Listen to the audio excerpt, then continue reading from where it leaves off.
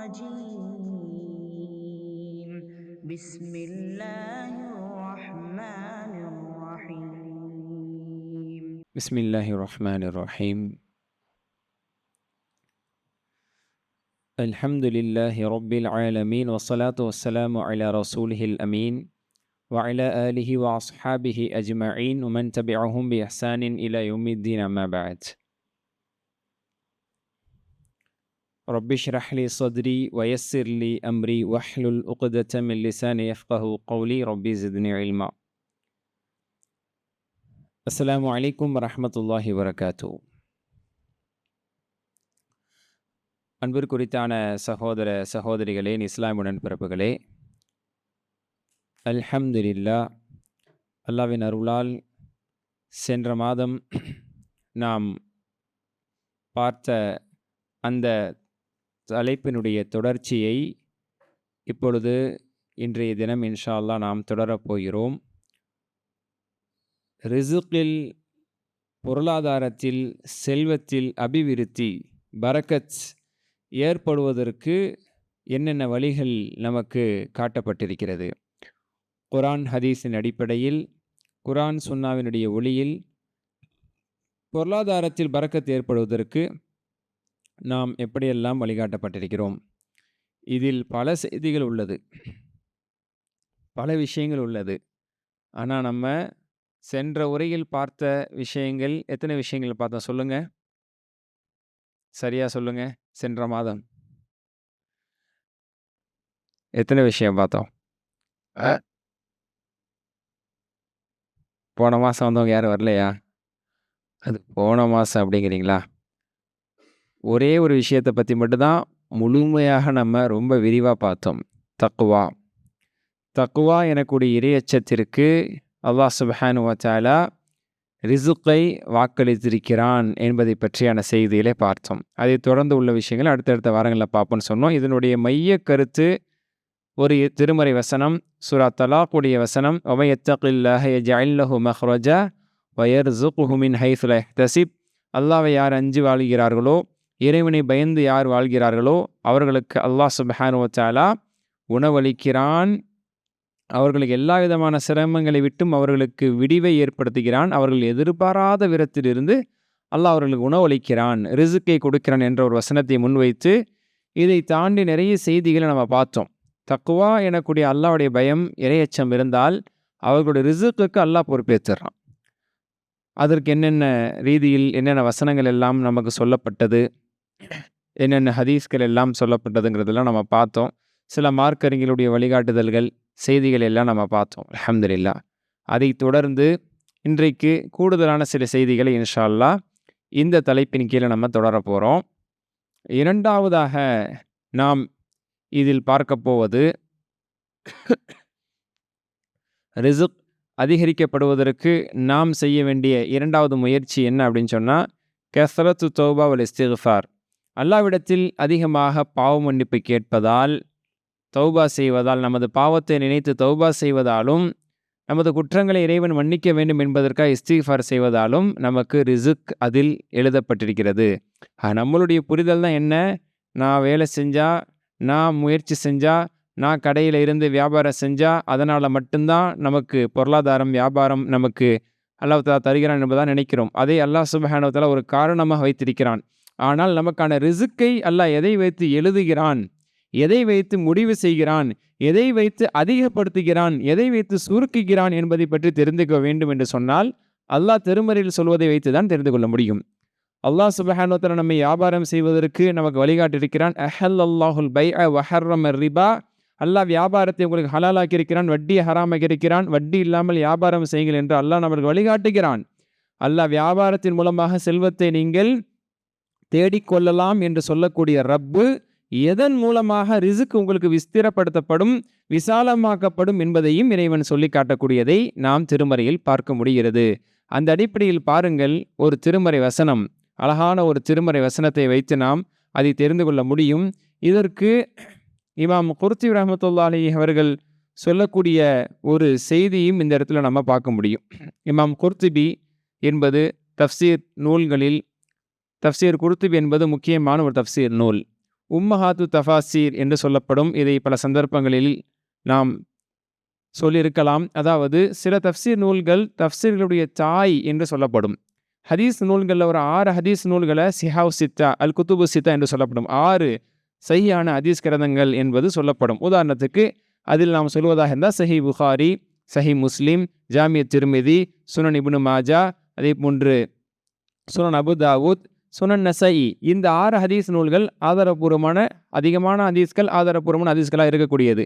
இதே மாதிரி தஃப்சீர் நூல்கள் எடுத்துக்கொண்டால் 4 நூற்கள் மிக முக்கியமானது. இப்னு கசீர், தஃப்சீர் தபரி, தஃப்சீர் பகவி, தஃப்சீர் குர்துபி, இந்த 4 நூல்களும் உம்மஹாத்து தஃபாசீர் என்று சொல்லப்படும். தஃப்சீர்களின் தாய் நூல்களாக திகழக்கூடியது. ஆதாரபூர்வமான செய்திகளை கொண்டது, அழகான கருத்துக்களை கொண்டது, ஆழமான கருத்துக்களை கொண்டது. சஹாபாக்களுடைய தஃப்சீர்கள் எல்லாம் அதில் உள்ளடங்கியது.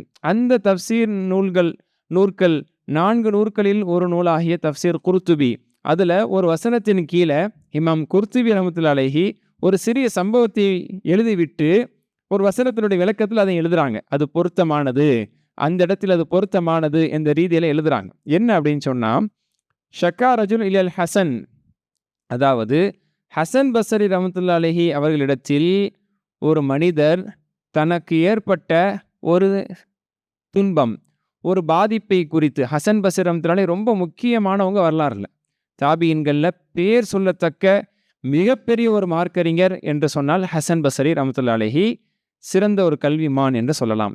அவங்களிடத்துல ஒரு பிரச்சனை குறித்து ஒரு மனிதர் வந்து முறையிடுறார்.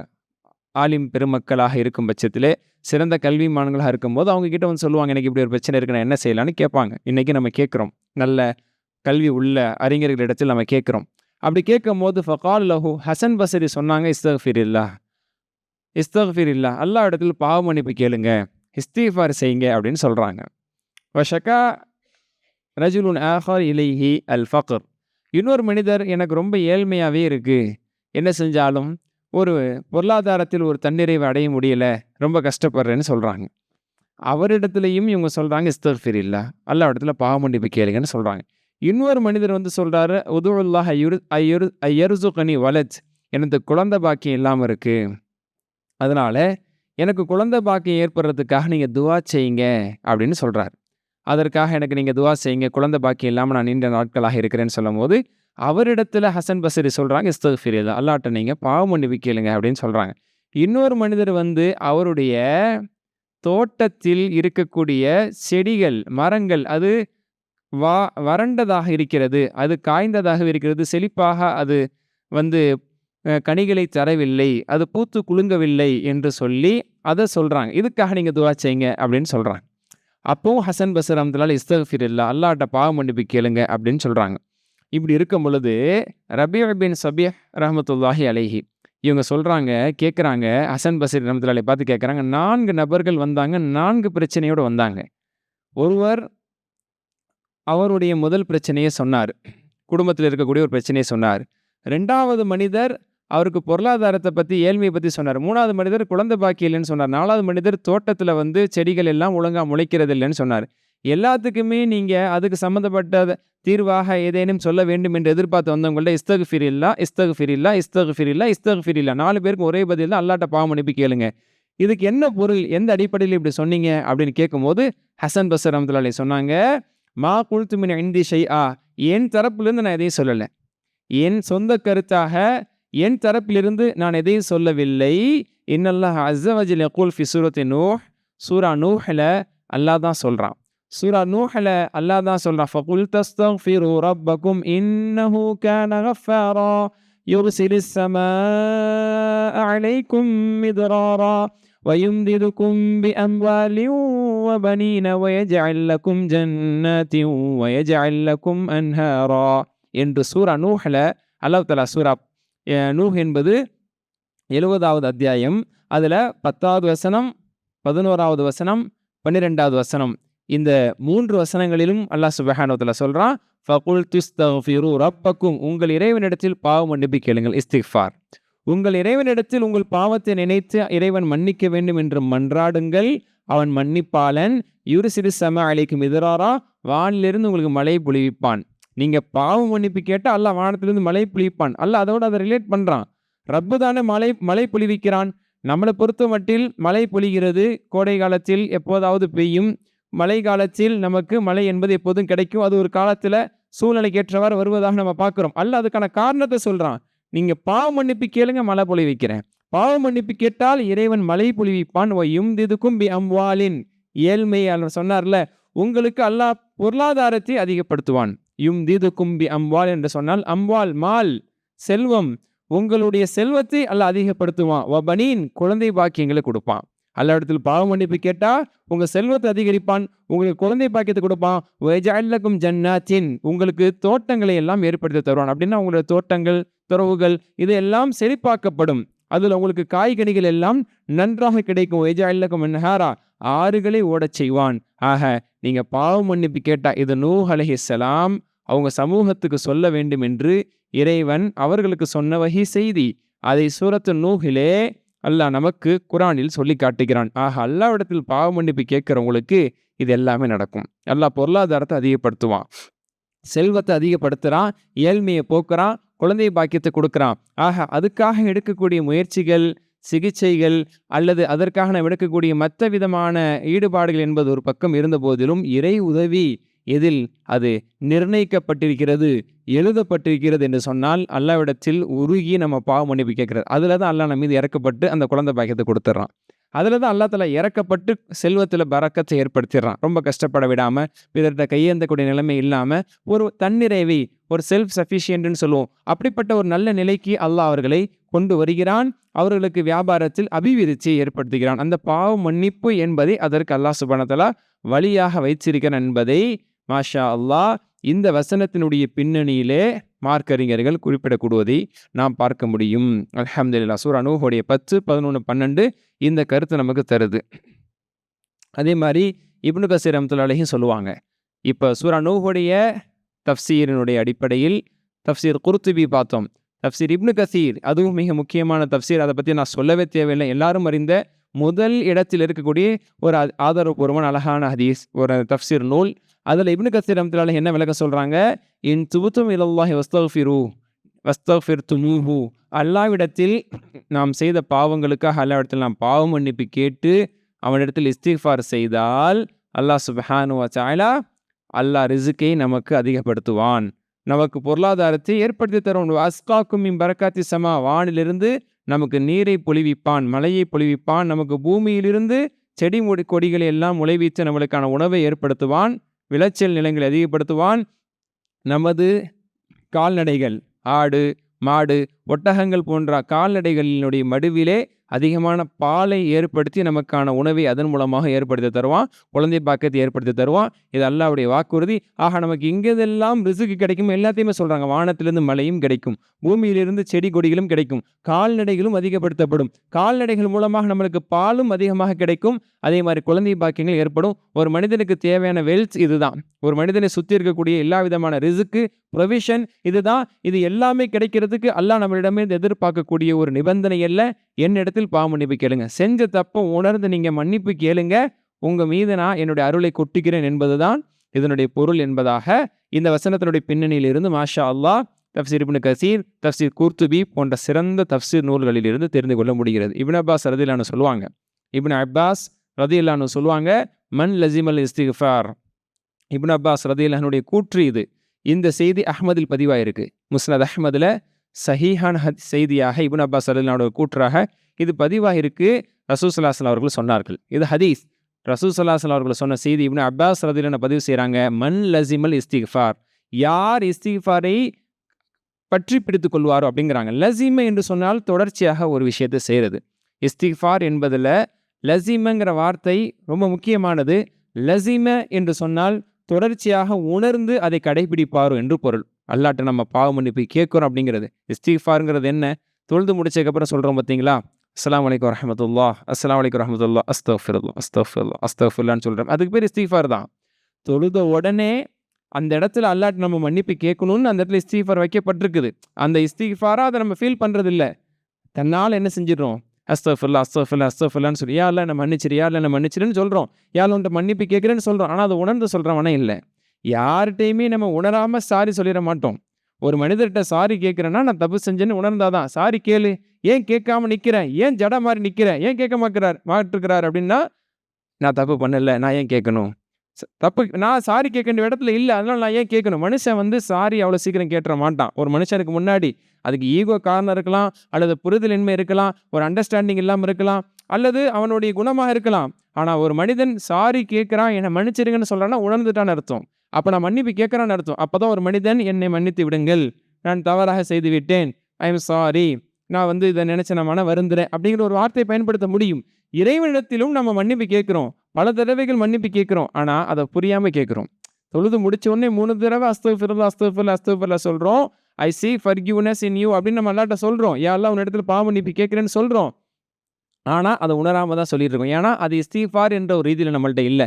என்னமோ ஒரு ஸ்லோகன் அப்படிங்கிற மாதிரி சொல்லிடுறோம். தொழுது முடிச்சுட்டு அஸ்தக்ஃபிருல்லாஹ் வாயில் வரும், ஆயத்துல் குர்சி வாயில் வரும், குல்ஹுவல்லாஹது ஃபலக் நாஸ் வரும் அப்படிங்கிற ரீதியில் நம்ம சொல்கிறோமே தவிர, மற்ற இது எல்லாமே நம்மளுக்கு புரிஞ்சு சொல்கிறதா சிறந்தது. புரியாமல் சொன்னாலும் எல்லாத்தையும் நம்ம புரிந்து கொள்ள முடியாது, நம்ம ஒரு பாமரர்கள் தான் எடுத்துக்கலாம்.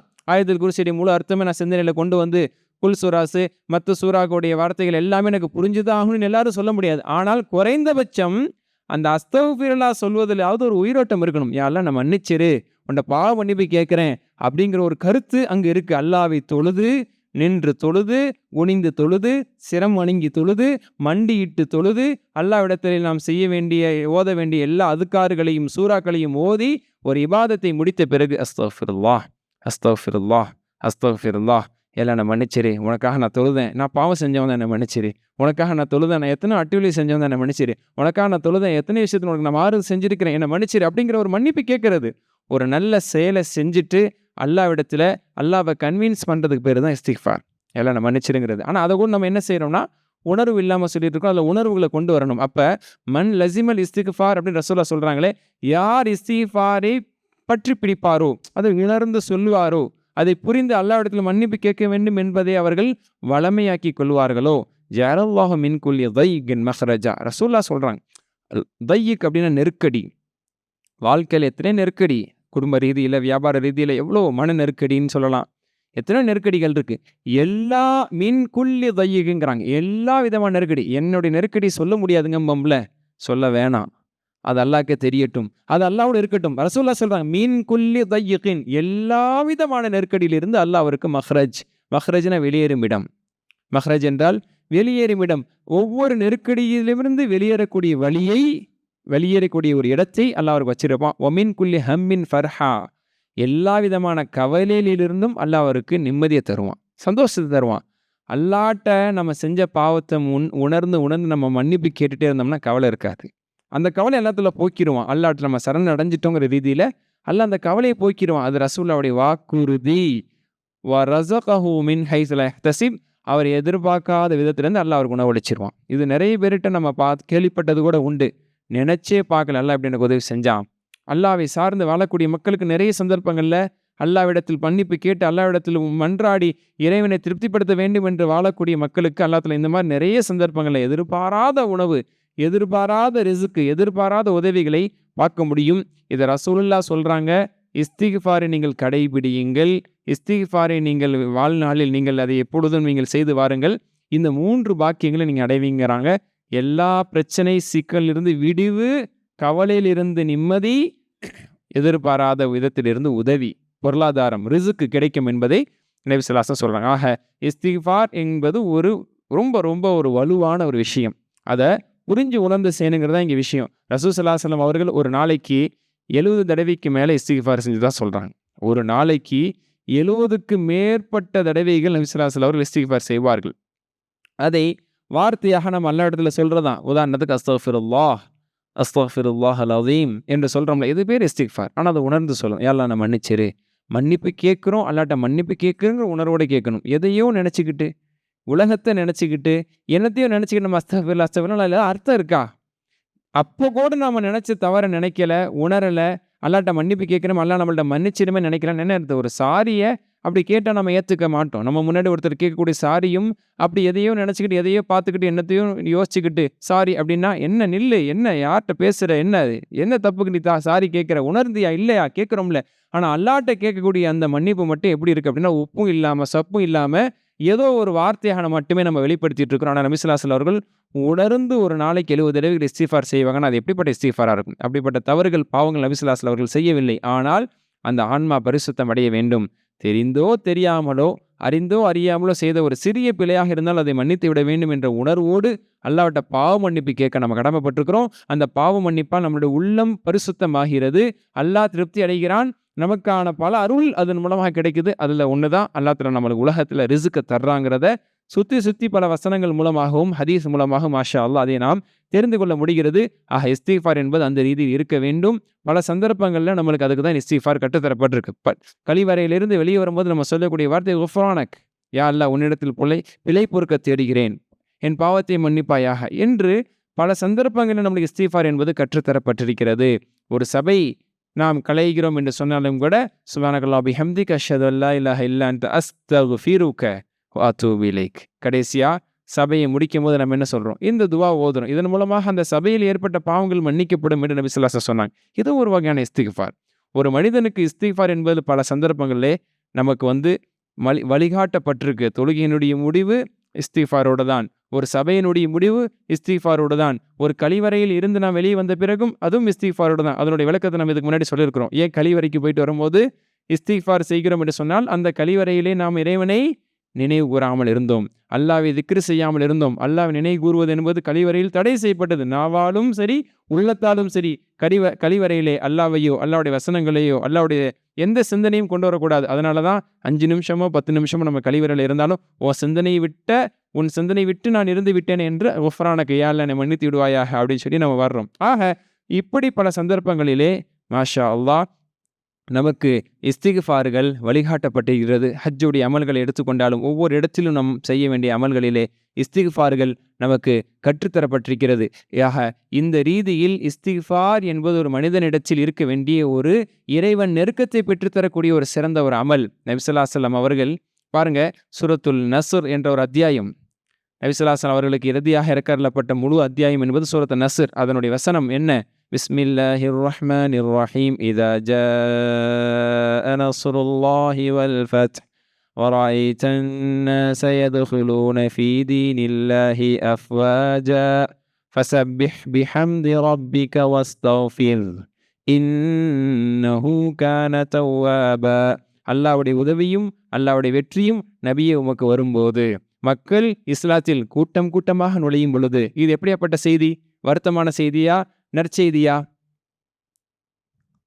ரொம்ப சோகமான செய்தியா? சொல்லுங்களேன்.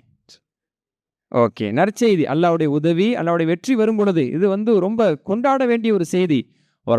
மக்கள் இஸ்லாத்துக்குள் கூட்டம் வரும்போது கடைசி ஹிஜ்ரி 10 நபி ஸல்லல்லாஹு அலைஹி வஸல்லம் அவர்கள் தேடி போய் கதவை தட்டி சொன்னது ஒரு காலம். நீங்களா போங்க என்று விரட்டப்பட்டதெல்லாம் ஒரு காலம். ஆனாலும் ஒரு காலத்தை அல்லாஹ் ரசூலுல்லாஹ்வுடைய காலத்திலே கொண்டு வந்தா, எப்படியாப்பட்ட காலம் யாருன்னே தெரியாது, எந்த கோத்திரன்னு தெரியாது. இந்த கிராமத்திலேருந்து நாங்கள் வர்றோம், இந்த கிராமத்துக்கு நான் தான் தலைவன், நான் இஸ்லாத்தை ஏற்றுக்கிட்டேன், இந்த மக்கள் எல்லாம் இஸ்லாத்தை ஏற்றுக்கிட்டாங்க, உங்கள்கிட்ட நாங்கள் பைய செய்ய வந்தோன்னு கூட்டமா குதிரைகளிலும் ஒட்டகங்களிலும் கோவேரி கழுதைகளிலும் கால்நடையாகவும் மக்கள் கூட்டமாக வந்தாங்க. நபி ஸல்லல்லாஹு அலைஹி வஸல்லம் அவர்கள் பார்த்து அப்படியே பூரிப்படையக்கூடிய ஒரு சந்தர்ப்பம். சஹாபாக்கள் எல்லாம் நெகிழக்கூடிய ஒரு சந்தர்ப்பம். ரசூலுல்லாஹ்வுடைய தாவாவும் இருக்கு, சஹாபாக்களுடைய தாவாவும் இருக்கு. தாவா செய்த மக்கள் பலர் இஸ்லாத்தை ஏற்றுக்கிட்டாங்க. இஸ்லாத்தை ஏற்றுக்கொண்டு அந்த இஸ்லாம் ஏற்ற செய்தியை கேள்விப்பட்டு இந்த ஊர் மக்கள் ஏற்றுக்கிட்டாங்களா, அந்த கோத்திரத்தார்கள் ஏற்றுக்கிட்டாங்களா, அந்த குடும்பத்தார்கள் ஏற்றுக்கிட்டாங்களா, நாங்களும் ஏற்றுக்கிறோம். அப்படி உண்மையான மார்க்கமா அது? அதை நோக்கி தான் மக்கள்லாம் பயணிக்கிறாங்களா? அந்த மார்க்கத்தில் இப்படிலாம் சொல்லப்படுதா? சொர்க்க நரகம் என்றெல்லாம் சொல்லப்படுதா? இந்த இறை தூதர் உண்மையானவரா? உணர்ந்தாங்க, இஸ்லாத்துக்கு வந்தாங்க. அதெல்லாம் ஒரு காட்சி. நபி ஸல்லல்லாஹு அலைஹி வஸல்லம் அவர்கள் நெகிழ்ந்து உணர்ந்து காணக்கூடிய ஒரு காட்சி. அப்படிப்பட்ட சந்தர்ப்பத்தில் அல்லாஹ் வஹி இறக்குறான், நினைவுபடுத்துறான். நபியே, அல்லாஹ்வுடைய உதவி வரும் பொழுது வந்துருச்சு, அல்லாஹ்வுடைய வெற்றி வரும் பொழுது வந்துருச்சு, மக்கள் எல்லாம் இஸ்லாத்துல கூட்டமா வரும் பொழுது கண்கூடாக பார்க்கறாங்க. நீங்க என்ன செய்யணும்? ஃபஸப்பிஹ் பிஹம்தி ரப்பிக வஸ்தக்ஃபிர். அல்லாஹ்வை போற்றி புகழ்வீராக, அல்லாஹ்விடத்தில் பாவ மன்னிப்பு கேட்பீராக. அல்லாஹ் சொல்றான், அல்லாஹ்வை நீங்கள் போற்றி புகழுங்கள், அந்த இடத்துல அல்லாஹ்விடத்தில் பாவ மன்னிப்பு கேளுங்கள். அங்கு நபி ஸல்லல்லாஹு அலைஹி வஸல்லம் அவர்கள் செய்த தவறு அல்ல, அவர்கள் செய்த தாவா, அதனுடைய பலன். மக்கள் இஸ்லாத்துக்குள்ள கூட்டமா வர்றாங்க. ஆனா அந்த இடத்துல அடக்கமாக நபி ஸல்லல்லாஹு அலைஹி வஸல்லம் அவர்கள் செய்ய வேண்டிய ஒரு அமல், யா அல்லாஹ் என்னை மன்னிச்சிரு, நான் ஒரு நபியாக இருந்து நான் நான் பெருசா சாதிச்சுட்டேன் அப்படின்னு சொல்லக்கூடிய இடத்துல ஒரு நபி கூட இருக்க முடியாது. நான் ஒரு தவறும் செய்தவனாக இருப்பேன். நான் இதில் குறை செய்தவனாக இருக்க வாய்ப்பு இருக்கு. என்னிடத்தில் இருக்கக்கூடிய குறைய மன்னிச்சிரு. உன்னுடைய அருளால் மக்கள் இஸ்லாத்துக்கு வர்றாங்க என்ற ஒரு ரீதியில சுப்ஹானல்லாஹ் சொல்லுங்க. ஃபஸப்பிஹ் என்று சொன்னால் சுப்ஹானல்லாஹ் சொல்லுங்க. அல்லாஹ்விடத்தில் அஸ்தக்ஃபிருல்லாஹ் சொல்லி பாவ மன்னிப்பு கேளுங்க. இன்னஹு கான தவ்வாபா. அல்லாஹ் பாவ மன்னிப்பை ஏற்கக்கூடியவன் என்று அல்லாஹ் தஆலா வஹி இறக்குறான். அந்த இடத்துல நபி ஸல்லல்லாஹு அலைஹி வஸல்லம் அவர்களிடத்தில் பணிவு வெளிப்பட்டது. நபி ஸல்லல்லாஹு அலைஹி வஸல்லம் அவர்கள் அதிகமாக அதற்கு பிறகு இஸ்திக்ஃபாரை அதிகமாக ஓதிக்கொண்டிருந்தார்கள்.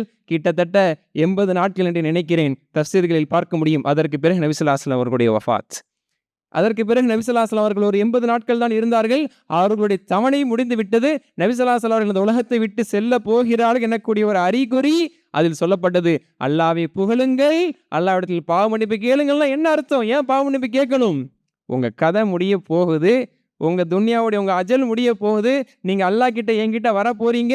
அதனால ஃபார்மாலிட்டி, அந்த ஃபைனல் ஃபார்மாலிட்டிஸ், நீங்க அல்லாஹ்ட்ட பாவ மன்னிப்பு கேட்டுக்கிறீங்கிற ஒரு செய்தியை அல்லாஹ் தஆலா அதில் முன் வச்சா, இதை யார் உணர்ந்தார்களோ இல்லவோ, ஆனால் நுணுக்கமான சஹாபாக்கள் உணர்ந்தார்கள்.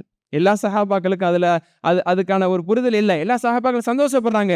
அல்லாஹ்வுடைய உதவி வந்துருச்சு, அல்லாஹ்வுடைய வெற்றி வந்துருச்சு, அல்லாஹ்வுடைய மார்க்கத்தில் இஸ்லாத்துக்குள்ள கூட்டமா மக்கள் வர்றாங்கிறத உணர்ந்தாங்க. ஆனால் உமர் ரலியல்லாஹு அன்ஹு போன்றவர்கள், அபூபக்கர் ரலியல்லாஹு அன்ஹு போன்றவர்கள், இப்னு அப்பாஸ் ரலியல்லாஹு அன்ஹு போன்ற நுணுக்கமான விளக்கம் உள்ளவங்க அதை புரிஞ்சாங்க. ஒரு சந்தர்ப்பத்தில் உமர் ரலியல்லாஹு அன்ஹு அவர்கள் சில சஹாபாக்களை பார்த்து கேட்டாங்க, இதா ஜா நஸ்ருல்லாஹி வல் ஃபத்ஹை கொண்டு நீங்கள் என்ன செய்தி பெறுகிறீர்கள் அப்படின்னு கேட்டாங்க. அப்போ ஒருத்தவங்களும் சொன்னாங்க, அல்லாஹ்வுடைய உதவி வர்றது, அல்லாஹ்வுடைய வெற்றி வர்றது, அல்லாஹ்வை நம்ம புகழும் இஸ்திக்ஃபார் செய்யணுங்கிறத.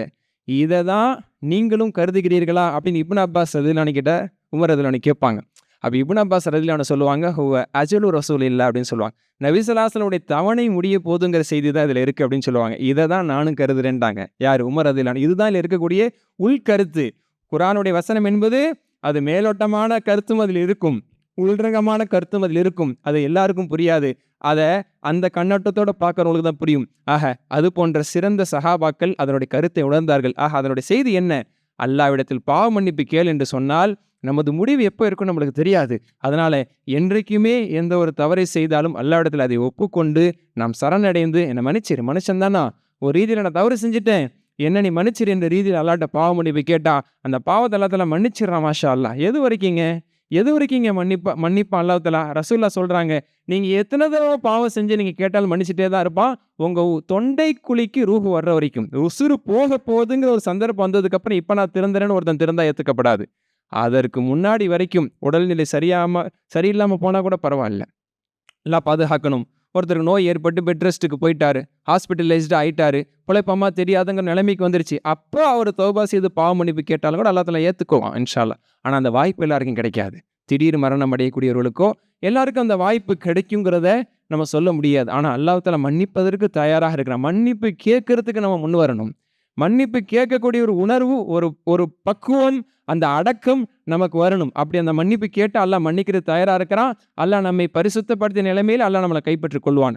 அந்த அலர்ட்டு தான் ரசூலுல்லாஹ் கொடுக்கப்பட்டுச்சு. உங்கள் தவணை வரப்போது, அதிகம் தஸ்பீஹ் செஞ்சுக்கிறீங்க, அதிக இஸ்திக்பார் செஞ்சுக்கிறீங்க. நபி ஸல்லல்லாஹு அலைஹி வஸல்லம் புரிஞ்சுக்கிட்டாங்க, அடக்கமாக புரிந்து கொண்டார்கள். அதற்கு பிறகு இருந்த அந்த 80 நாட்கள் நபியுடைய வாழ்க்கையில் திக்ருகள், தஸ்பீஹ்கள் மிக அதிகமாக இருந்தது. அதே போன்று இஸ்திக்பார்கள் மிக அதிகமாக இருந்தது. ஒரு கட்டமும் வந்தது, ரபியுல் அவ்வலிலே அவர்கள் கைப்பற்றப்பட்டார்கள் என்பதையும் நாம் புரிந்து கொள்ள முடிகிறது. ஆக அதையும் தாண்டி நமக்கு வாக்களிக்கப்பட்டிருக்கக்கூடிய செய்திகள் என்ன? இஸ்திக்பார் நமது வாழ்க்கையில் இருந்தால், உணர்ந்து நம்ம அல்லாஹ்விடத்தில் பாவ மன்னிப்பை கேட்டால் அல்லாஹ் பொருளாதாரத்தை அதிகப்படுத்துகிறான். ரிஸ்கையும் மாஷா அல்லாஹ் அதிகப்படுத்தினா நம்ம வாழ்க்கையில் நமக்கு தேவையான பொருளாதாரம் பரக்கத்தான முறையிலே நம்மிடத்தில் இருந்து கொண்டே இருக்கும் அப்படிங்கிறதையும் நம்ம புரிஞ்சிக்க முடியும். இதெல்லாம் உணர்ந்து செஞ்சு நம்ம ஃபீல் பண்ணணும். அல்லாஹ்ட்ட பாவ மன்னிப்பு கேட்டு இஸ்திக்பார் செஞ்சு, அல்லாஹ் இதுக்கு நீ வாக்களிச்சிருக்கிற, அல்லாஹ்ட்ட சொல்லி கேட்கணும், எனக்கு நீ பொருளாதாரத்தில் எந்த நெருக்கடியும் கொடுக்காத, நான் சிரமப்படாமல் எனக்கான பொருளாதாரத்தை நீ எனக்கு ஏற்படுத்தித்தா, இதற்காக நான் அசிங்கப்படக்கூடிய நிலைமைகள், மிக அதிகமாக சிரமப்படக்கூடிய நிலைமை எனக்கு ஏற்படக்கூடாது என்ற ரீதியில் அல்லாஹ்ட்ட நம்ம சொல்லியுமே நம்ம துவா செய்யலாம். ஆனால் நம்ம இடத்துல இருக்க வேண்டியது இஸ்திக்பார்கள். ஆனால் இஸ்திக்பார் என்னங்கிறது உணரணுங்கிறதுக்கு தான் நம்ம விளக்கி சொன்னோம்.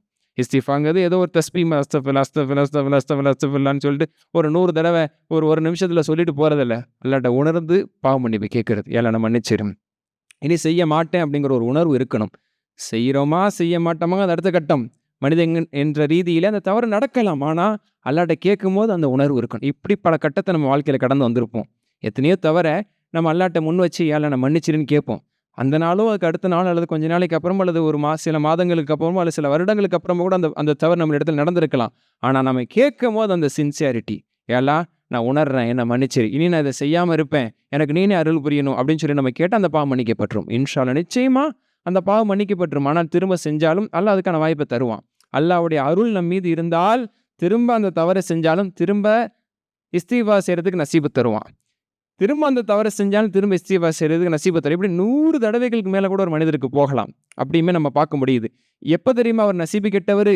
இஸ்திக்ஃபாரே கடைசியில் செய்யாமலே இருந்து மூத்தா போகிறாங்கல்ல, அல்லாஹ் பாதுகாக்கணும். அந்த நிலை விட்டால் நம்ம அதை உம்மத்தார் அனைவரும் நல்லா பாதுகாப்பானாங்க. அதுதான் நசீபு கெட்டத்தனம். அதாவது அவர்கள் தான் துர்பாக்கியசாலிகள். அதனால் எத்தனை தடவை தவறு செஞ்சாலும் மன்னிப்பு கேட்கக்கூடிய பக்குவத்தை அல்லாஹ் நம்மளுக்கு தந்திருக்கான்னா அல்லாஹ் நம்ம மீது நலம் நாடுகிறான் என்று பொருள்.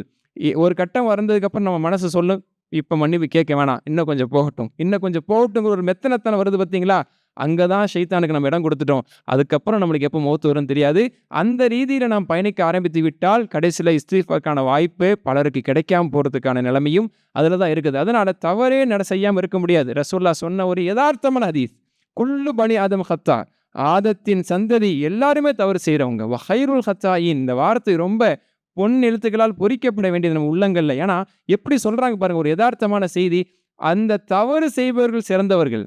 தவறு செய்கிறவங்கள என்ன சிறந்தவங்க? தவறுங்கிறது என்ன வரவேற்கத்தக்கதா?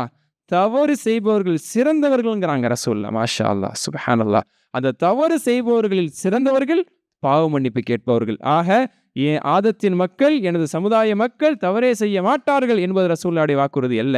அவர்களுடைய பொன்மணி அது அல்ல. தவறு செய்வாங்க தான், ஆமாம், ஆனால் அந்த தவறு செஞ்சுட்டு மன்னிப்பு கேட்பாங்கல்ல, அது அல்லாஹ் அவங்கள்ட்ட வச்சிருக்கக்கூடிய ஒரு நல்ல பண்பு, நற்பண்பு. ஆக பாவ மன்னிப்பு கேட்டால் தவறு செஞ்சவங்களே நம்ம சிறந்தவங்களாயிடுறோம். ஏன்னா அல்லாஹ் மன்னிக்கிறமேன்னு நம்ம உணர்ந்துட்டோமே. அதான் சூரா நிசான்னு நினைக்கிறேன். அல்லாஹ் தஆலா சொல்லுவான், வல்லதீன இதா ஃபஅலு ஃபாஹிஷத்தன் அவ் ஸலமு அன்ஃபுஸஹும் ஸக்கருல்லாஹ், அவர்கள் ஏதேனும் பாவம் செய்து விட்டால், தங்களுக்கு தாங்களே அநீதி இழைத்து விட்டால், ஸக்கருல்லாஹ், அல்லாஹ்வை நினைச்சிருவாங்க உடனே.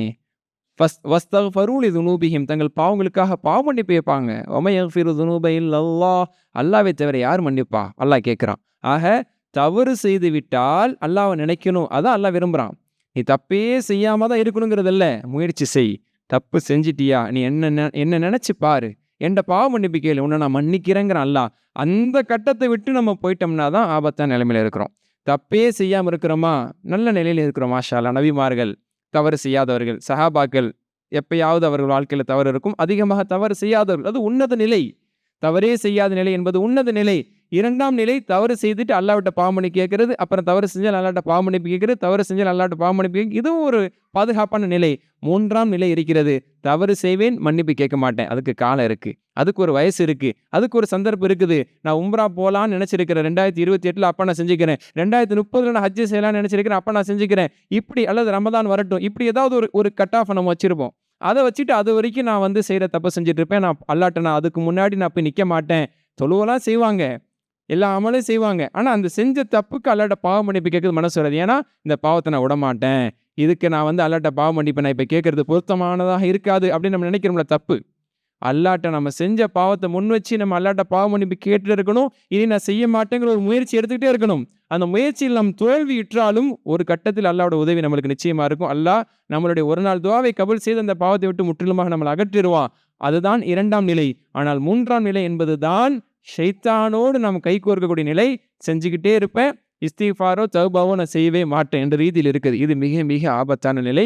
இதுதான் பலரை தௌபாவுடைய நசீபே இல்லாமல் பலர் மரணம் அடையக்கூடிய நிலைக்கு அதுதான் தள்ளுகிறது.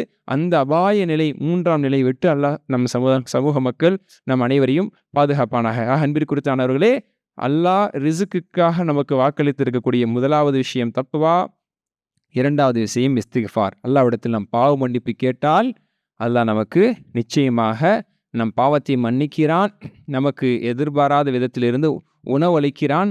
மாஷா அல்லாஹ் நம்மளுடைய ரிசுக்கிலும் ஒரு அபிவிருத்தியை, ஒரு பரக்கத்தை ஏற்படுத்துகிறான்ங்கிறத நம்ம தெரிந்து கொள்ள முடியும். மூன்றாவது விஷயம் இந்த தொடரில், மூன்றாவது அல்லாஹ்வின் மீது உண்மையான நம்பிக்கை வைக்க வேண்டும். சிதுக்கு தவக்கல் அப்படின்னு சொல்லுவாங்க.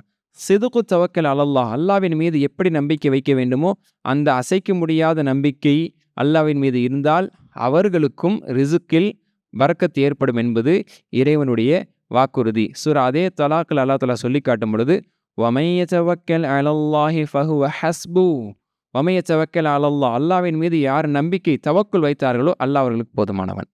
நம்பிக்கை வச்சுட்டான், ஏன் ரிசுக் அல்லாஹ் மீது, அல்லாஹ் எனக்கு பொறுப்பேற்றுருவான் அப்படின்னு நம்ம அல்லாஹ்வின் மீது பாரத்தை தூக்கி போட்டுட்டோம்னா, இவ்வளோ நம்பிக்கை என் மேலே உனக்கு என்ற ரீதியில் அல்லாஹ் அதுக்கு தயாராகிடுவான். அல்லாஹ் வீணாக்கிட மாட்டான். அந்த நம்பிக்கையை அல்லாஹ் வீணாக்கி விடுவதில்லை. அவர்களுக்கான பொறுப்பை அல்லாஹ் நிச்சயமாக முழுமையாக பொறுப்பேற்றுக் கொள்கிறான். அல்லாஹ் அவர்களுக்கு போதுமானவனாக ஆகிவிடுகிறான் என்பதே அவர்களுடைய எல்லா தேவைகளுக்கும் அல்லாஹ் போதுமானவனாக பொறுப்பேற்றுக் கொண்டான் என்பது இதனுடைய விளக்கம் என்பதாக தஃப்சீர்களில் நம்ம பார்க்குறோம். உமர் ரலியல்லாஹு அவர்கள் அறிவிக்கக்கூடிய ஒரு ஹதீஸ், பிரபல்யமான ஹதீஸ் தான், நம்ம எல்லாரும் கேள்விப்பட்ட ஹதீஸ் தான், அஹ்மதிலும் திருமதியிலும் பதிவாகிருக்கக்கூடிய பிரபல்யமான ஒரு ஹதீஸ் தான். ரசூலுல்லாஹ் எப்படி சொன்னாங்க, லவ் அன்னக்கும் தவக்கல்தும் அலல்லாஹி ஹக்க தவக்குலி, அல்லாஹ்விடத்தில் எப்படி நீங்கள் நம்பிக்கை வைக்க வேண்டுமோ அந்த முறைப்படி நீங்கள் நம்பிக்கை வைத்தால், ல ரஸகக்கும் கமா யர்ஸுகு தைர், அல்லாஹ் பறவைகளுக்கு உணவளிப்பதை போன்று உங்களுக்கு உணவளிப்பான். பறவைகள் யகுது ஹிசாமா வ யரூஹு பிதானா, அது வெறும் வயிற்றோடு காலையில் புறப்படுகிறது, வயிறு நிரம்பியதாக மாலையில் திரும்புகிறது. இது எல்லா பறவைக்கு இருக்கக்கூடிய இயற்கை நியதி அல்லாஹ் ஏற்படுத்தினது. சரிங்களா? இதை நம்ம கேள்விப்பட்டது. ஆனால் ஒரு நிமிஷம் இதை யோசிக்கணும், சிந்திக்கணும். காலையில் புறப்படக்கூடிய பறவைகள் வெறும் வயதோடு தான் போகுது. திரும்பும் போது எனக்கு சாப்பாடு கிடைக்கலன்னு எந்த பறவையும் திரும்பினதில்லை. அப்படி வரலாறே இல்லை. அப்படி ஒரு வரலாறு இல்லை. எங்கேயாவது அதுக்கான ரிஸ்க் காலத்தில் வச்சிருக்கிறான். இதை ரசூல் ஸல்லல்லாஹு அலைஹி வஸல்லம் சொல்லி என்ன சொல்கிறாங்க, அந்த பறவைகள் அல்லாஹ்வின் மீது நம்பிக்கை வச்சுட்டு போகுது, எங்கேயாவது இருக்குன்னு சொல்லி புக் பண்ணி வச்சுட்டு போகலை. அது எங்கேயுமே ஆர்டர் பண்ணி வச்சு, நம்ம இன்னைக்கு டேபிள் ஆர்டர் பண்ணிட்டு போகிறோம்ல, 9 to 9:30 6 பேர் வந்துடுவோம் அப்படிங்கிறத என்ன செய்கிறோம், 1க்கு 4 தடவை கன்ஃபார்ம் பண்ணிட்டு போகிறோம். அல்லது என்ன செய்கிறோம், வீட்டுக்கு ஆர்டர் பண்ணி என்ன பண்ணிடுறோம், வர வச்சிடுறோம். இந்த மாதிரி புக் பண்ணி வச்சுட்டு அது போகலை. அல்லாஹ் அதுக்கு கொடுத்த ஒரு இயற்கையான ஒரு உணர்வு, ஏன் ரிசுக்கு ஏன் ரப்பு எங்கேயோ வச்சிருக்கு, ஆனால் தேடி போகும். அந்த தேடி போகணுங்கிற உணர்வு அல்லாஹ் அது கொடுத்துருக்க, அந்த நீதியும் அல்லாஹ் வச்சிருக்கேன். அது இருந்த இடத்துல வராது, எந்த பறவைக்கும் இருந்த இடத்துல கிடைக்காது. குஞ்சுகளுக்கு மட்டும்தான் இருந்த இடத்துல கிடைக்கும். அது என்ன செய்யும், கொண்டு போய் ரிசுக்கை தேடி கொண்டு வந்து அந்த குஞ்சுகளுக்கு அது ஊட்டுகிறது. ஆனால் பறவைகள் பொதுவாக என்ன செய்ய வேண்டும், முயற்சி செய்து அது கிளம்ப வேண்டும். ஆனால் எந்த அடிப்படையில் போகும், இந்த பறவையினுடைய இந்த உதாரணம் இருக்க மிக மிக பல கருத்துக்களை உள்ளடக்கியது. முயற்சி செய்யணுங்கிறது அதில் இருக்குது. ஆனால் அந்த முயற்சி எப்படியாப்பட்டதுன்னா, எழுதி வைக்கப்பட்ட முடிவு செய்யப்பட்ட அப்படிப்பட்ட முயற்சி அல்ல. எங்கே இருக்குன்னு தெரியாது, எப்படி இருக்குன்னு தெரியாது, எவ்வளோ நேரத்தில் கிடைக்குன்னு தெரியாது. ஆனால் கிடைக்கும், கிடைக்கிதா கிடைக்கலையானா கிடைச்சிருச்சு, கண்டிப்பாக கிடைத்தது. அந்த ரீதியில தான் பறவைகள் ஒவ்வொரு நாளும் போகுது, எங்கெங்கேயோ தேடுது. ஒரு நாள் கடையில் கிடைக்குது, ஒரு நாளைக்கு வீட்டில் கிடைக்குது, ஒரு நாளைக்கு மரத்தில் கிடைக்குது, எங்கேயோ கிடைக்குது. எல்லா பறவைகளுக்கும் என்னென்ன கிடைக்கணுமோ கிடைக்குது. தாவரங்களை சாப்பிடக்கூடியதுக்கு தாவரங்கள் கிடைக்குது, பழங்கள் சாப்பிடக்கூடியது பழங்கள் கிடைக்குது. அல்லது இறந்து போன பிராணிகளை கொத்தி சாப்பிடக்கூடிய பறவைகளுக்கும் அதுக்காக எலிகள் பல இடங்களில் செத்து கிடக்கக்கூடியதை சாப்பிடக்கூடிய காகங்களும் கழுகுகளும் அதை சாப்பிடதான் செய்யுது. அதுக்கான ஏற்பாடு எல்லாம் அதில் செஞ்சிடறான். எங்கெங்கேயோ சாகக்கூடிய பல உயிரினங்கள் சாகிறது, அது பல உயிரினங்களுக்கு ரிசுக்காக அமைகிறது, இறைவனுடைய ஏற்பாடு. சுப்ஹான் அல்லாஹ். அந்த ரீதியில் எந்த உணவுமே இன்னைக்கு எதுவுமே எனக்கு கிடைக்கலன்னு யாருமே திரும்புறதில்லை. பசியில் செத்த பறவைகளோ பசியில் செத்த மிருகங்களை நம்ம பார்க்க முடியுமா? நம்மளா கூட்டுக்குள்ளே அடைச்சி வச்சு தான் பசி கொடுமை ஏற்படுத்தி மனுஷன்தான் அதுக்கு சாவை ஏற்படுத்தினானே தவிர இறைவன் அப்படிப்பட்ட நீதி ஏற்படுத்தவில்லை. அதை நம்ம தெரிந்து கொள்ள முடியும். ஆக அதை ரசூல் அப்படியே கம்பேர் பண்ணுறாங்க. சில நேரங்களில் நேருக்கு நேராக சில செய்திகள் நபி அவர்கள் ஒப்பீடு செய்து சொல்வது அதில் நமக்கு படிப்பினைகள் இருப்பது என்பதற்காக தான். பறவை மாதிரி உங்களுக்கு நம்பிக்கை இருந்தால் போதுங்கிறாங்க. அல்லாவின் மீது பறவைகள் வைக்கக்கூடிய நம்பிக்கை வச்சா அல்லாஹ் உங்களுக்கு உணவளிப்பான். ஆனால் நம்மளுக்கு அந்த நம்பிக்கை இல்லை. சரியாக வந்துருமா, சரியாக வந்துடும், அடுத்த பிள்ளை பெற்றா நம்மளால் பேலன்ஸ் பண்ண முடியுமா, இதுக்கு திணறுதே, அடுத்த பிள்ளை முடியாது அப்படிங்கிற முடிவுக்கு வந்துட்டோம். நம்ம தான் ராசிக்குன்னு நினச்சிக்கிறோம், நாம தான் உணவளிப்பவர் என்ற ரீதியில் முடியாது. அப்போ ஒரு பிள்ளைக்கு முடியுது, 2வது பிள்ளைக்கு முடியாதுன்னா என்ன சொல்ல வர்றோம்? அல்லாவுக்கு என் குடும்பத்துக்கு 3 பேருக்கு தான் சோறு போட முடியும், என் குடும்பத்தில் 4 பேர் வந்து அல்லாஹ்வால சோறு போட முடியாது அப்படிங்கிறது தான் நம்ம என்ன செய்கிறோம், சொல்லாமல் சொல்லி கொண்டிருக்கிறோம். ஆனால் அல்லாஹ் உணவளிக்கிறான். அதனால தான் அதிகமான பிள்ளைகள் பிறந்தவர்கள் பரக்கத்தாக வாழ்ந்திருக்கிறார்கள் அப்படிங்கிறத நம்ம பார்க்க முடிகிறது. ஆக அல்லாஹ்வுடைய வாக்குறுதி, இந்த நபி ஸல்லல்லாஹு அலைஹி வஸல்லம் சொல்லக்கூடிய அழகான செய்தி. நீங்கள் பறவை மாதிரி நீங்கள் அல்லாஹ்வின் நம்பிக்கை வைங்க. அதுக்காக வீட்டில் உட்காந்துருக்க முடியுமா? அப்படி தவறான ஒரு கருத்தை எடுத்துட முடியாது. அதனால ரசூலுல்லாஹ் பறவை தான் சொல்கிறாங்க. எந்த பறவை வீட்டில் உட்காரல, அது போகுது. நீ வேலைக்கு போ, நீ உத்வேகத்துக்கு போ, நீங்கள் செய்யக்கூடிய தொழில்களை செய்யுங்க. ஆனால் என்னால், என் முயற்சியால், என் ஆட்டத்தால், என் ஓட்டத்தால், என் பாட்டத்தால்னு சொல்லாதீங்க. நீங்க செய்யக்கூடிய முயற்சியை செய்யுங்க, அல்லாஹ்வின் மீது நம்பிக்கை வைங்க, அல்லாஹ்வை சார்ந்து இருங்கள், அல்லாஹ் உங்களுக்கு உணவளிப்பான். அல்லாஹ்வின் மீது தான் இதற்கான பொறுப்பு இருக்கிறது என்பதை நீங்கள் உணர்ந்தால் அல்லாஹ் உங்களுக்கு தரக்கூடியது அது தாராளமானதாக இருக்கும், அது போதுமானதாக இருக்கும், அது நிறைவானதாக இருக்கும். உங்களை சார்ந்து உங்களால் தான் ஆகிறது என்று சொன்னால் ஒரு கட்டத்துல உங்களை ஒரு நிலைக்கு அல்லாஹ் தள்ளிடுவான்.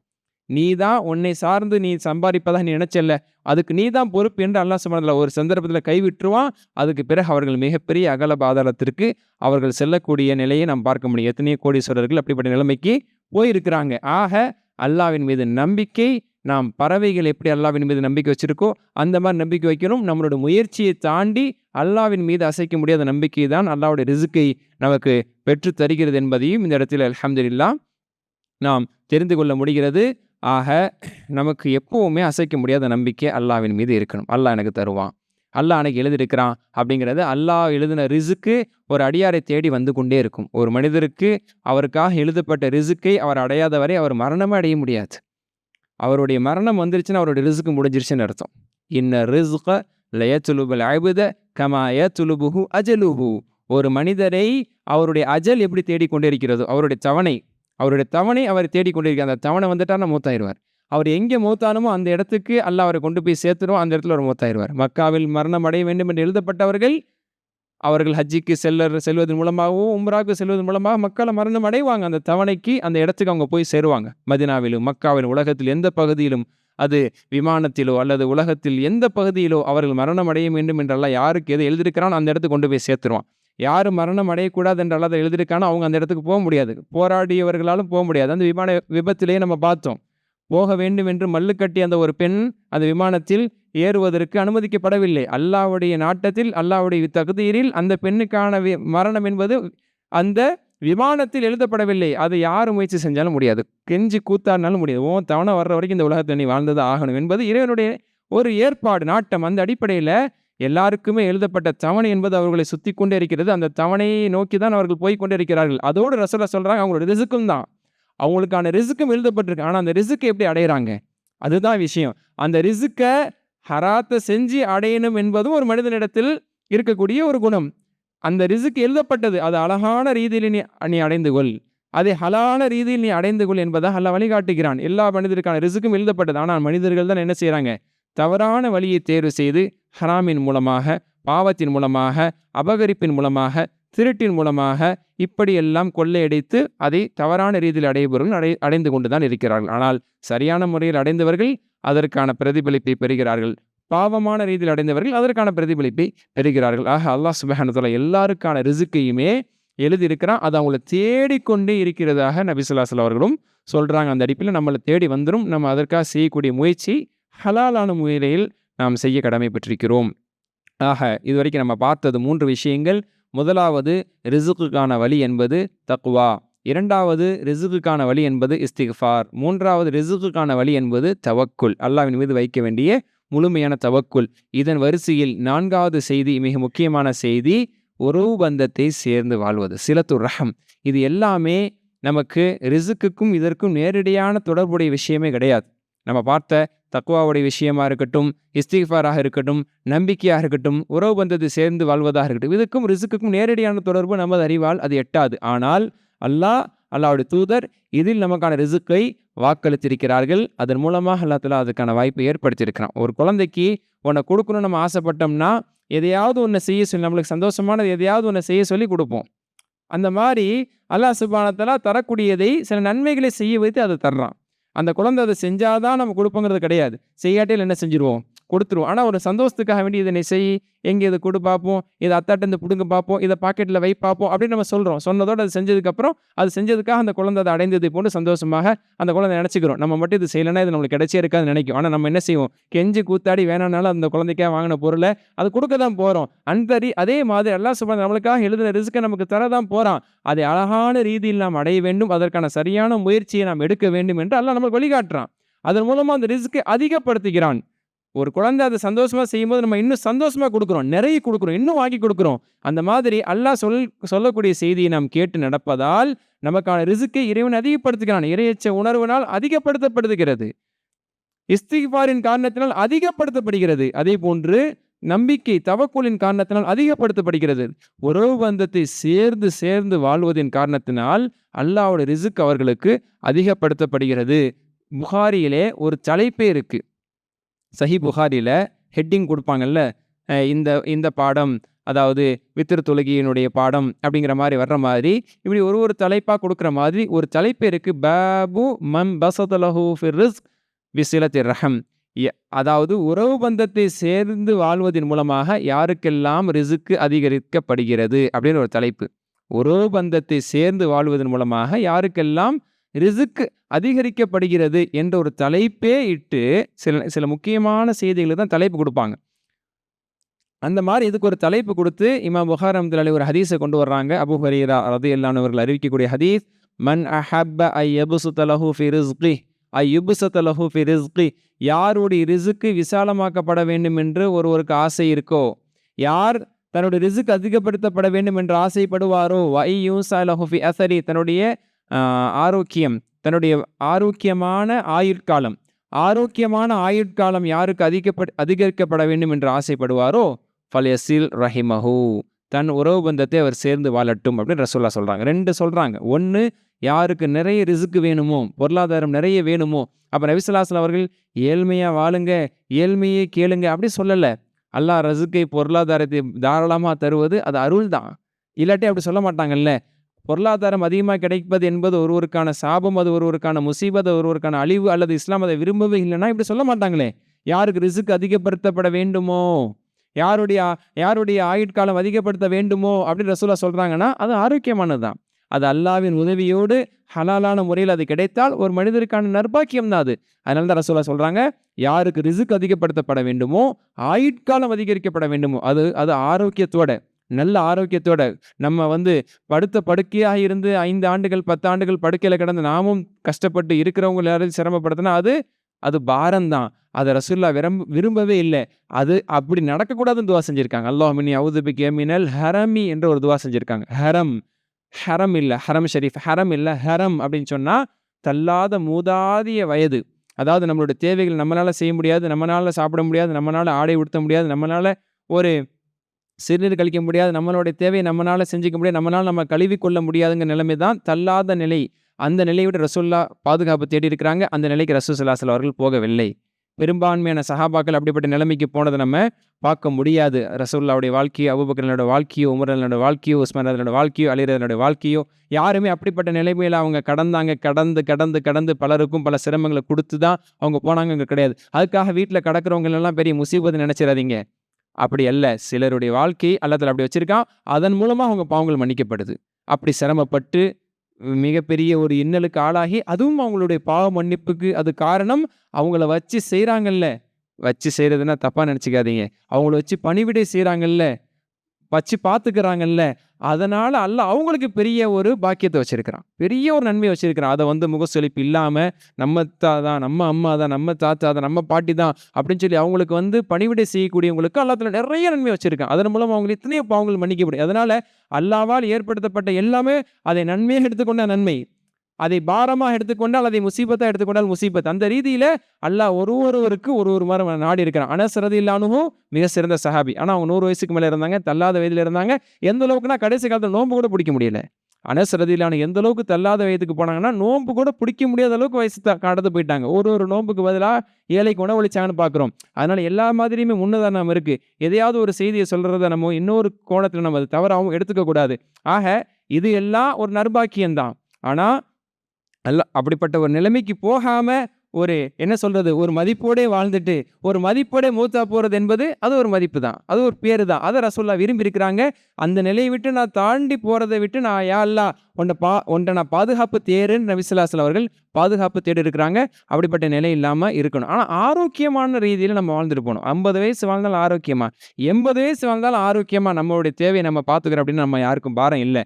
அப்படி வாழ்ந்துட்டு போகணுங்கிற ஒரு எண்ணம், ஒரு பிரார்த்தனை இருப்பது தப்பல்ல. அது ரசூலுல்லாஹ் வழிகாட்டினது தான். இந்த துவா செய்யுங்க. அல்லாஹும்ம இன்னி அஊது பிக மினல் ஹரமி. யா அல்லாஹ், தள்ளாத மூதாதிய வயதுக்கு நான் போய் என்னுடைய தேவைகளை பிறர் மீது சுமத்தக்கூடிய நிலைமை விட்டு யாரும் என்னை பாதுகாத்துருவாயாக நம்ம துவா செய்யணும். ஆனால் அப்படிப்பட்ட நிலைமைக்கு நானும் என் தாய் தந்தையை போயிட்டு அதை நம்ம ஏற்றுக்க தான் செய்யணும். அது அல்லாஹ்வுடைய ஏற்பாடு. அதனால் எப்போ போய் தொலைவாங்கன்னு தெரியலையே என்ற ரீதியில் இருப்பவர் ஒரு மூமினாக இறை நம்பிக்கையாளராக அவர் இருக்க முடியாதுங்கிறது இந்த இடத்துல நம்ம மறந்துடக்கூடாது. ஆனால் ரசூலுல்லாஹ் சொல்றாங்க, ஆரோக்கியமான ரீதியில உங்களோட ஆயுட்காலம் அதிகரிப்பது ஒருவருக்கான நற்பாக்கியம். ஏன்னா ஒருவர் அதிகமான நாட்கள் வாழ்றாருன்னா அதிகமான தொழுகையை தொழுவார், அதிகமான தான தர்மங்களை செய்வார், அதிகமான குரானை ஓதுவார், அதிகமான உம்ராக்களையும் வசதி இருந்தால் அல்லது அதிகமான நோன்புகளை நோற்பதற்கு ஒருத்தருக்கு வாய்ப்பு கிடைக்குது. அதனால அது சிறந்தது தான். நீண்ட ஆயுள் அப்படிங்கிறது சும்மா சொல்லப்பட்டதில்லை. நீண்ட ஆயுளோடு வாழணுங்கிறது அது மார்க்க ரீதியில் இறைவன் பார்வையில் நீண்ட ஆயுள், ஆரோக்கியமான நீண்ட ஆயுள் என்பது நற்பாக்கியம்தான். அது இல்லைன்னு சொல்றதுக்கு இல்லை. போய் சேர்ந்துடலான்னு சும்மா நம்ம சொல்லுவோம். சேர்ந்தாதானே தெரியும் அங்கே இருக்கக்கூடிய நிலைமை. அதனால இருக்கக்கூடிய காலகட்டத்தை ஆரோக்கியமான ரீதியில் நன்மையான ரீதியில் பயன்படுத்திக்கிறது பெரிய பாக்கியம்தான். ஒரு வயோதிக நிலையை அல்லாஹ் தஆலா தந்து அந்த வயோதிக நிலையில பாவ சிந்தனை இல்லாமல் அல்லாஹ் நம்மளை பக்குவப்படுத்தி தொழுகை இபாதத் என்ற ரீதியில் அல்லாஹ் நம்மளை கொண்டு வந்து சேர்க்கிறான் பார்த்தீங்களா, இது ஒரு பாக்கியம்தான். அது அல்லாஹ் தஆலா ஏத்துக்கிறான். அந்த ரீதியில கூட நிறைத்த பிறகு ஒருவர் இறைவனை அண்டி ஒருவர் இறைவனை சார்ந்து வாழ்ந்தால் அதன் மூலமாக இறை திருப்தி அவர்கள் அடைய முடியும். அதுவும் ஒரு கொடுப்பினை தான். அதனால ஆரோக்கியமான ரீதியில உங்களுக்கு ஒரு நல்ல ஆயுட்காலம் கிடைக்கணும், இறைவனோடு நீங்க சந்தோஷமாக இறைவனை திருப்திப்படுத்தக்கூடிய அமலை செய்யக்கூடிய வாய்ப்பெல்லாம் நீங்க அடையணும்னு ஆசைப்பட்டா உறவு பந்தத்தை சேருங்கிறாங்க, சேர்த்து வாழுங்கிறாங்க. உறவு பந்தத்தை சேர்ந்து வாழ்றதுங்கிறது ஒரு சாதாரணமான விஷயம் கிடையாது. அதை இன்ஷால்லா நிச்சயமா நம்ம அடுத்த உரையில நம்ம இன்ஷால்லா இதை தொடர்ந்து நம்ம இதை பார்க்கணும். அதுல பலவிதமான குறைபாடுகள் நம்ம இடத்துல இருக்கு, பலவிதமான ஒரு தவறுகள் இதுல இஸ்லாமிய சமுதாயத்தில் இருக்குது. ஆனா இது ஒரு அடிப்படையான ஒன்று. ஒரு மூமின் அல்லாஹ்வுடைய ரிஸ்கை அவர் விசாலமாக எதிர்பார்த்தால் உறவு பந்தத்தை சேர்ந்து வாழ வேண்டும். அதன் மூலமாக அல்லாஹ் சுப்ஹானஹு வ தஆலா அவர்களுக்கான ரிஸ்கை தாராளமாக எழுதுகிறான் என்பதையும் நாம் பார்க்க முடிகிறது. அல்ஹம்துலில்லாஹ். இந்த 4 செய்திகள் இன்ஷா அல்லாஹ் இதோடு நாம் இன்றைக்கு போதுமாக்கிக் கொள்வோம். அல்லாஹ்வுடைய ரிஸ்கை பெறுவதற்கான முதல் வழி இப்ப நீங்க தான் சொல்லணும் இன்ஷா அல்லாஹ். முதலாவது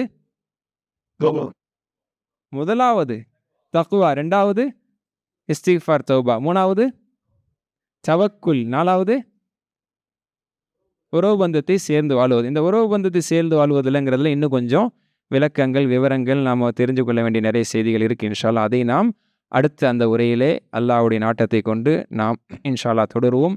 அல்லாஹ் சுப்ஹானஹு வ தஆலா நாம் புரிந்து கொண்ட செய்திகளை, கேட்டுக்கொண்ட செய்திகளை நாம் மனதில் பதிய வைத்து அல்லாஹ்வுடைய ரிஸ்கை ஹலாலான முறையில் ஆரோக்கியமான முறையில் அடையக்கூடிய பாக்கியத்தை தந்தல் புரிவானாக. வாஹிர் தஅவானா அல்ஹம்துலில்லாஹி ரப்பில் ஆலமீன். சுப்ஹானக்கல்லாஹி வ பிஹம்திக் அஷ்ஹது அன் லா இலாஹா இல்லா அன்த அஸ்தக்ஃபிருக வ அத்தூபு இலைக். அஸ்ஸலாமு அலைக்கும் வ ரஹ்மத்துல்லாஹி வ பரகாத்துஹு.